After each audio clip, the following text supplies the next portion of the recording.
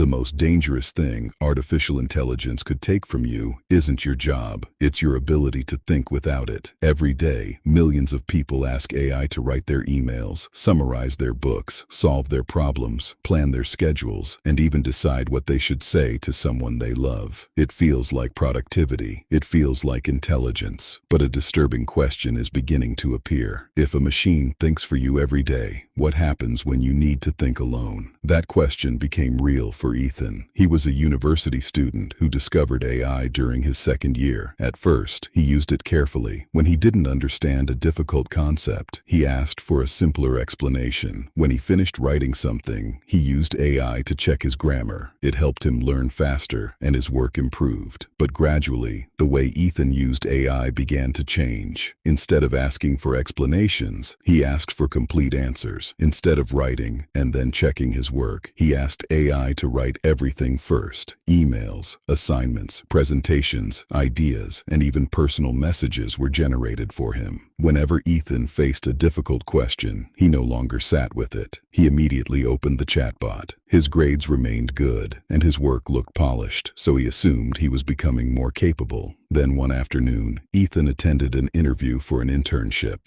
The interviewer asked him a simple question: "Tell me about a difficult problem you solved without help." Ethan opened his mouth, but nothing came out. He had completed dozens of impressive projects, yet he couldn't explain how he had made the decisions behind them. The interviewer asked a follow-up question: "Why did you choose that approach?" Ethan knew the project, but he didn't understand his own reasoning. AI had helped produce the result, but Ethan had never built the thinking behind it. For the first time, he understood the difference between producing an intelligent answer and becoming an intelligent person. AI had made his work faster, but speed had hidden something important. Ethan had slowly stopped practicing the uncomfortable part of thinking. Psychologists call this cognitive offloading. It happens when we transfer mental work to an external tool. Humans have always done this. We write things down so we don't have to remember everything. We use calculators for complex mathematics and GPS to navigate unfamiliar places. Cognitive offloading is not automatically harmful. It can free mental energy for more important decisions. The problem begins when the tool stops supporting a skill and starts replacing it. A calculator is useful after you understand basic mathematics. GPS is useful, but following it everywhere can prevent you from learning your surroundings. AI works the same way. If you use it to clarify your thinking, it can make you better. If you use it to avoid thinking, it may make you dependent. The danger is difficult to notice because the output still looks impressive. An AI-generated answer can be clear, confident, and perfectly organized. You may receive praise for the result, even when you could not recreate or defend it yourself. This produces an illusion of competence. You feel more capable because the work looks better, but the capability may belong to the tool. Think about the last time you faced a difficult question. Did you attempt an answer first, or immediately ask AI? Think about the last email you wrote. Did you know what you wanted to communicate, or did you ask a machine to decide your message? Think about the last article you summarized. Did you read and understand it, or only copy the summary? These individual decisions appear harmless, but habits are built through repetition. Every time you avoid mental effort, you reinforce avoidance. Every time you struggle with a problem, test an idea, make a mistake, and correct it, you practice thinking. The struggle is not evidence that learning is failing. The struggle is often where learning happens. Your brain does not become stronger by always receiving the correct answer. It becomes stronger by attempting, failing, adjusting, and trying again. This is why reading an explanation can feel easy, while explaining the same idea in your own words feels difficult.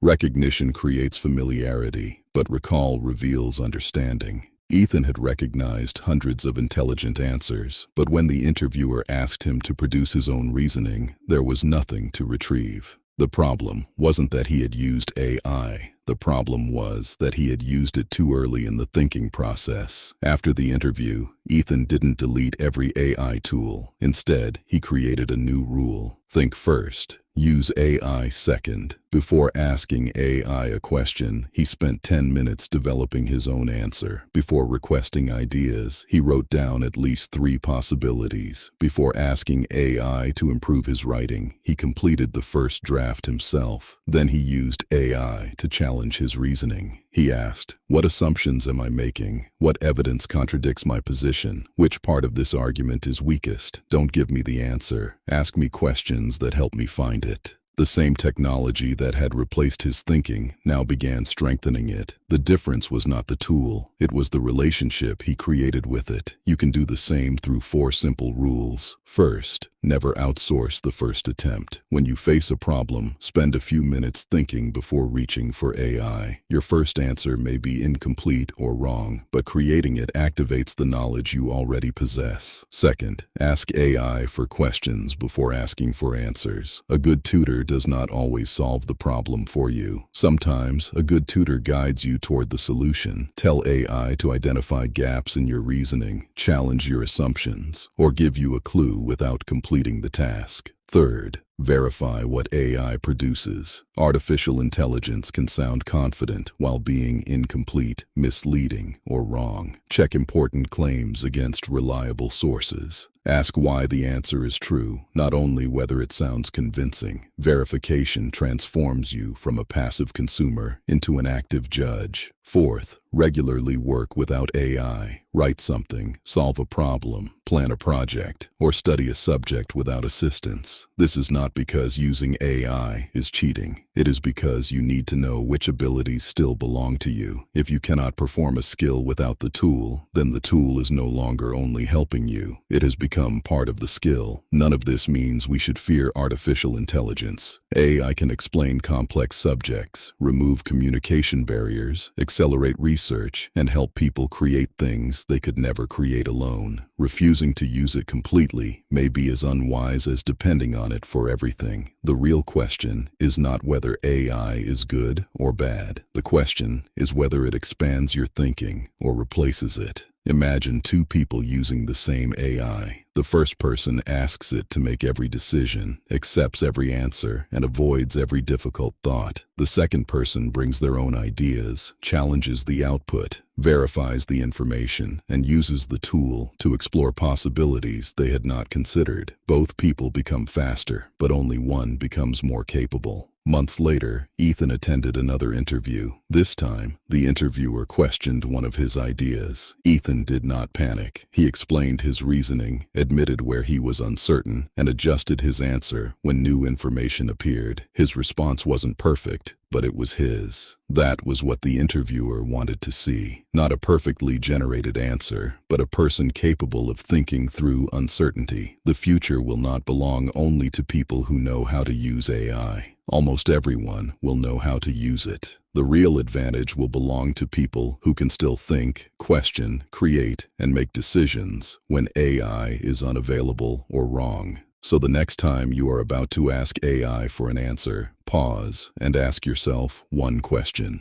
Am I using this tool to improve my thinking, or am I using it to escape thinking? Artificial intelligence may become more capable every year. Make sure you do too. If this video made you question how you use AI, share your answer in the comments. Do you think AI is making us smarter or more dependent? Subscribe to PSYRONIX for more videos about psychology, human behavior, and the hidden forces shaping your mind.